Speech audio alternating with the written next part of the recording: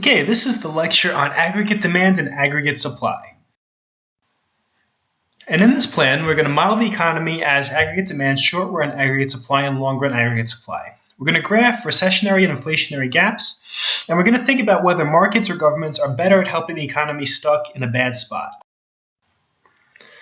So first we have the aggregate demand curve, which is a downward sloping curve, very similar to the demand curve for any kind of commodity that you're experiencing. The only difference is that we explain the shape of the aggregate demand curve, not in terms of the drop in the price of the commodity, but in terms of different effects that occur at the economy as a whole.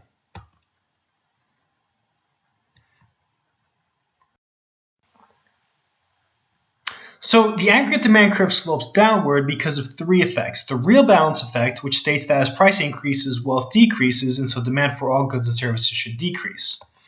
The interest rate effect is very similar to the real balance effect, which states that as interest increases, the cost to borrow increases and consumption should decrease. And the international trade effect is similar to the first two, except it's based on how the currency appreciates or depreciates in value and how that impacts net exports, exports and imports, and how that impacts aggregate demand as well.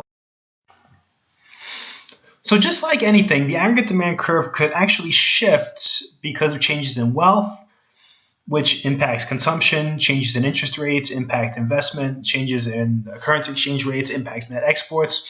And as always, expectations in particular can impact all three.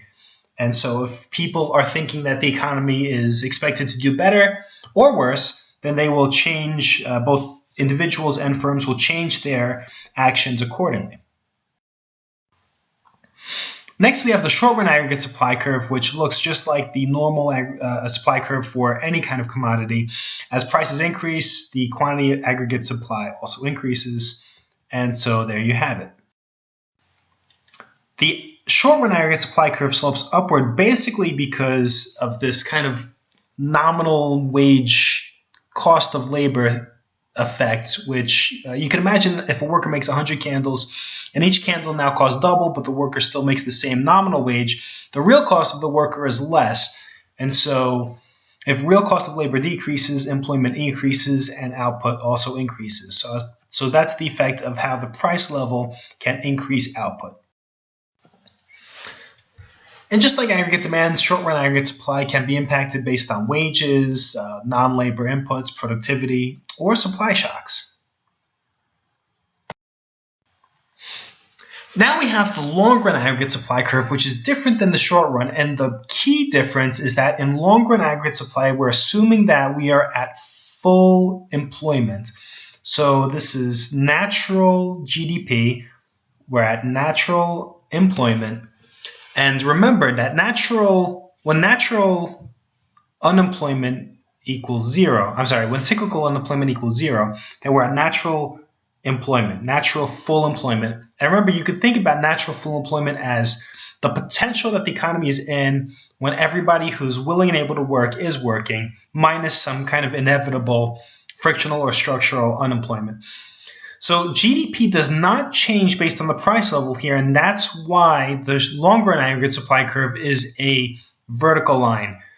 It doesn't matter what happens with the price level, production and output stay the same. And this makes sense because if everybody's already working, then the economy is producing the same amount of stuff regardless of what happens to the price level. And we can put all three together, and long-run equilibrium occurs when aggregate demand equals short-run aggregate supply equals long-run aggregate supply. The economy is operating at full employment and everybody's happy. However, things can go wrong. So here's the good, the bad, and the ugly. The first is the good. We have full employment and everything is well. We are at long-run equilibrium. However, there are two other types of situations. The first is what's called an inflationary gap, when actual employment is greater than full employment, and we have an inflationary gap, or if actual employment is less than full unemployment. Remember, in this third example, that means that we have some cyclical unemployment. We're in a recessionary gap. And this last point, wages, prices, and interest rate will adjust to correct the last two. Maybe, maybe not, and we'll see this. This is the big debate in macroeconomics about whether wages, prices, and interest will adjust.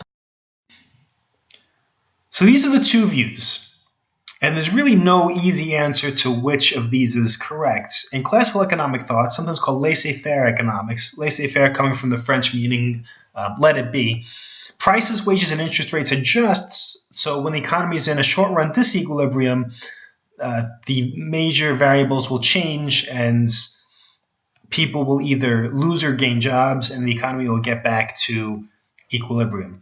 In Keynesian economic thought, sometimes government spending is necessary to make this adjustment because wages or interest rates are sticky and so the economy cannot adjust back to equilibrium.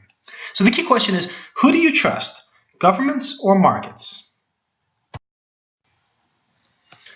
And first, a little refresher on labor markets, and this will help us kind of put everything together about the relationship between wages and labor supply, labor demand. Remember, if there's more people working than the natural employment rate, then we have this kind of gap, the situation where where workers are earning more than employers are willing to spend, so wages should adjust back to equilibrium. And this would be an example of an inflationary gap when too many people are working. And so we have a situation where prices are going to rise to correct the situation. So in a recessionary gap, unemployment is greater than natural unemployment. Wages fall to increase demand for workers. Prices fall, stimulating demand via real balance or the interest rate effect. And the short-run aggregate supply curve shifts to the right. So let's see what this looks like in practice in a graph. So this is an example of a recessionary gap where at point A, and what's going to happen is prices are going to fall to shift us back to our long-run equilibrium at point B. So the economy will grow, but the price level will fall. So this inflationary gap occurs when real GDP is greater than nominal GDP, unemployment is less than natural employment, wages will rise and price will decrease, and there will be a leftward shift in short-run aggregate supply. So here it's very similar thing. We're in an inflationary gap, and to move from point A to point B, the price level rises to get us out of the inflationary gap and again back into long-run equilibrium.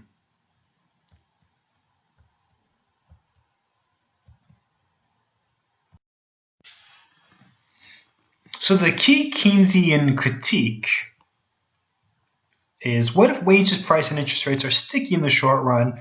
And here we talked about how the economy may not be self-regulating. So without the self-regulation, government spending is sometimes necessary. So here is an example of a recessionary gap with sticky wages. Again, we're right at this point, and we're stuck here, and we can't get out. So in this model, in the Keynesian view, government spending is sometimes necessary. So we could adjust the economy in terms of aggregate demands by either increasing consumption or investment. And we could stimulate consumption or investment again if wages rise or if interest rates fall. But sometimes this won't happen, and so we will need to increase government spending to stimulate demand and get us out of our recessionary gap. And the key philosophy in Keynesian economics is, in a recessionary gap, you're going to increase government spending, and in an inflationary gap, you're going to decrease government spending.